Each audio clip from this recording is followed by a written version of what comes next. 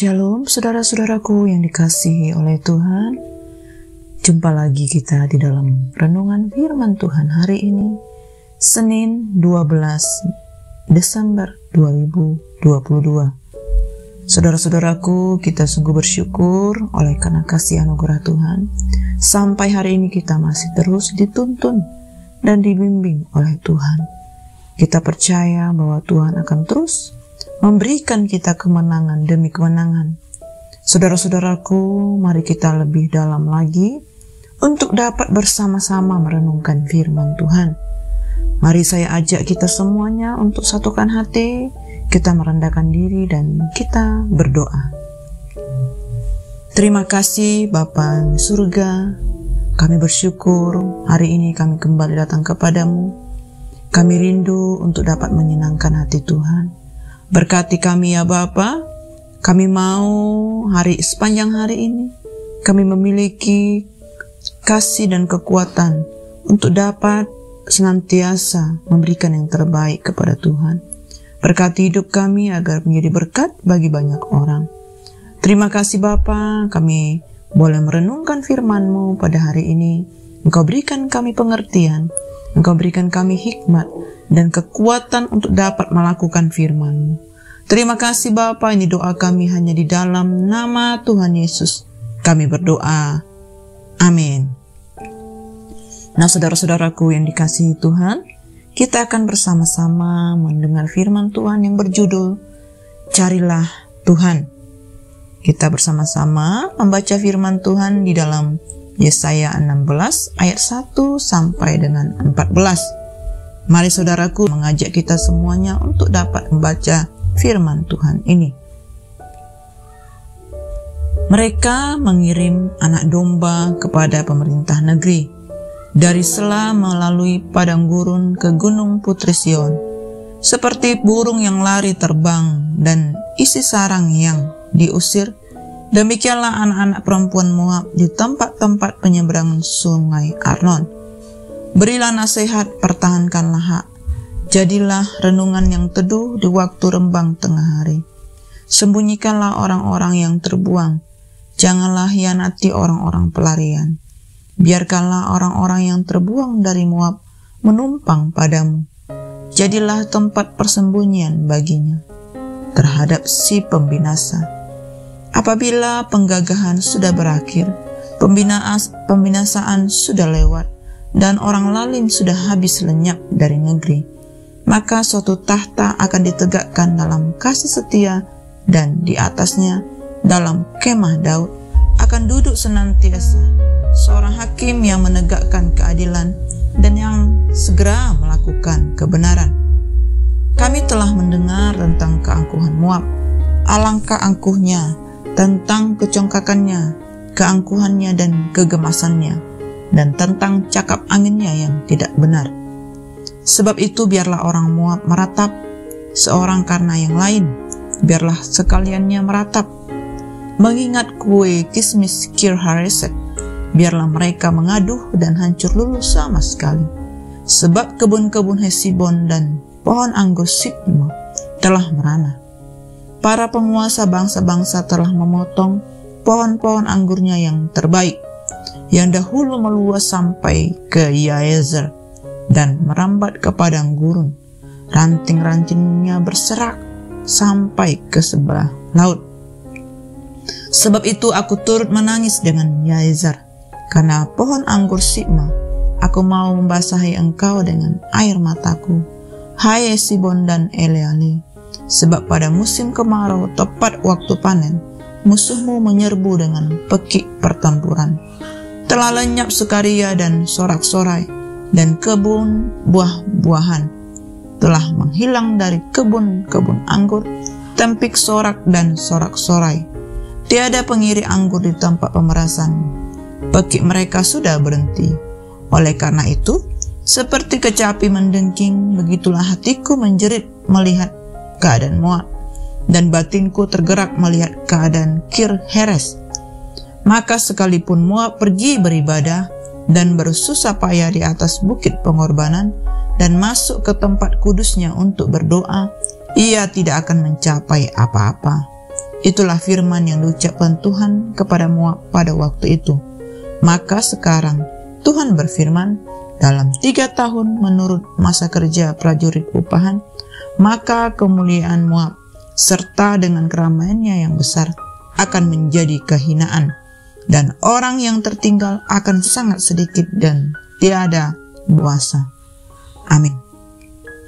Saudara-saudaraku, bangsa Moab tahu bahwa penderitaan yang mereka alami disebabkan oleh kelalaian mereka mengakui kekuasaan dan kebenaran Allah. Namun penderitaan ini belum cukup membuat mereka sadar. Keangkuhan mereka adalah penyebab kehancuran mereka. Meskipun mereka membutuhkan pertolongan, tetapi malah mereka mau mengatur bagaimana mereka seharusnya ditolong, yaitu dengan bayaran anak domba. Padahal seharusnya mereka takluk lebih dulu kepada Allah Israel. Tak heran bila keangkuhan itu menjadi penyebab kebinasaan mereka. Saudara-saudaraku, umur Moab telah ditentukan dan kehancuran mereka tinggal menunggu waktu. Namun, bukan berarti Allah menyukai kehancuran mereka. 2 kali dikatakan di dalam ayat 9 dan 11 yang melukiskan kesedihan Allah karena keadaan Moab yang merana akibat keangkuhan mereka.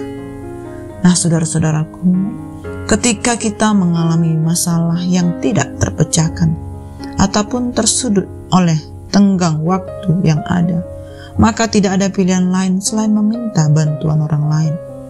Namun banyak orang yang mengalami kesulitan untuk meminta bantuan orang lain jika masalah itu sudah berhubungan dengan harga diri. Dan hanya sedikit orang yang mau mengakui keterlibatan dirinya dengan setiap bentuk hal-hal yang berbau pornografi, perzinahan, ataupun perselingkuhan.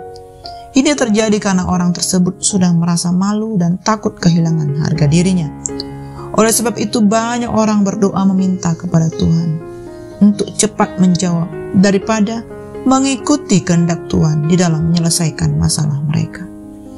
Saudara-saudaraku, kita seringkali tidak menyadari betapa besar kasih Tuhan yang telah memberikan kita, bahkan menangkap kita dan membawa kita masuk dalam perlindungan. Walau kita percaya kepada Tuhan Yesus, tetapi hubungan kita dengan Tuhan kadang terpisahkan oleh kesibukan, waktu, dan masalah yang selalu ingin kita selesaikan sendiri. Kalaupun kita datang kepada Tuhan, maka seringkali bukan untuk mencari kehendak Tuhan, tetapi hanya memberitahu dan meminta kuasanya untuk melakukan apa yang ingin kita kehendaki. Kita mengangkat tangan dan menengadahkan kepala, tetapi tidak menundukkan hati kita. Tuhan mengingatkan kita untuk mencari Dia dengan segenap kerendahan hati. Saudaraku, apa sebenarnya yang dimaksud mencari Tuhan? Mencari Tuhan artinya berusaha untuk mengalami perjumpaan dengan Tuhan yang hidup dan nyata, serta berjalan bersama dengan Tuhan setiap hari.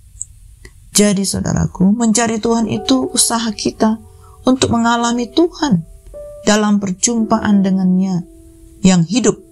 Tuhan itu nyata saudaraku, serta Tuhan mau kita berjalan bersamanya setiap hari. Di dalam hal mencari Tuhan, pada dasarnya sama dengan berusaha untuk mengerti apa yang Tuhan kehendaki dan apa yang Tuhan rencanakan untuk kita lakukan dan kita penuhi di dalam hidup ini. Mengetahui kehendak dan rencana Allah di dalam hidup masing-masing orang itu berbeda. Maka saudara-saudaraku, setiap kita, individu kita, marilah kita menemukan apa yang menjadi kehendak Allah di dalam hidup kita masing-masing dan apa yang Tuhan rencanakan dalam hidup kita. Inilah nafas hidup orang percaya, yaitu tidak dapat terpisah dari Tuhan. Kita harus memprioritaskan Tuhan di dalam kehidupan setiap kita. Bukan harta, kekayaan, pangkat, ataupun ketenaran, melainkan kita boleh memiliki persekutuan dengan Tuhan setiap waktu. jangan hanya menjadi penodong belaka yang meminta paksa kepada Tuhan waktu kita butuh pertolongan. Ketika sakit, barulah mencari Tuhan. Keadaan hidup tidak stabil, baru mengingat dan mencari Tuhan. Namun ketika keadaan hidup dalam kebahagiaan, lupa untuk mencari Tuhan. Nah, saudara-saudaraku yang dikasihi oleh Tuhan, inilah yang menjadi kesalahan setiap orang-orang yang harusnya ditinggalkan. Marilah saudara-saudaraku, kita boleh introspeksi diri kita, mengevaluasi. Kita mencari Tuhan setiap waktu, apapun kondisi hidup kita, tetaplah cari Tuhan. Karena Tuhan mencintai orang yang selalu mencari Dia. Amin. Demikianlah renungan firman Tuhan hari ini, saudaraku. Mari kita boleh bersama-sama merendahkan hati kita untuk berdoa. Terima kasih Bapa buat firman yang kami dengar pada hari ini. Urapi kami lebih lagi, sehingga hati kami, mata kami tertuju kepada Tuhan. Ampuni kami atas sikap, atas respon yang kami miliki, yang tidak berkenan di hadapan-Mu. Kami rindu menyenangkan hati-Mu ya Bapa. Kami bersyukur buat firman-Mu yang kami dengar. Penuhi kami senantiasa, sehingga kami menjadi pelaku firman Tuhan. Kami mau merendahkan hati kami mencari Tuhan setiap waktu. Tidak hanya di saat-saat kami membutuhkan saja, tapi di saat-saat kami di dalam keadaan penuh sukacita, kami tetap mencari Tuhan. Terima kasih Bapa, ini hidup kami serahkan hanya kepada Tuhan. Kami bersyukur kepada-Mu. Hanya di dalam nama Tuhan Yesus kami berdoa. Amin. Semangat pagi, semangat beraktivitas. God bless you all.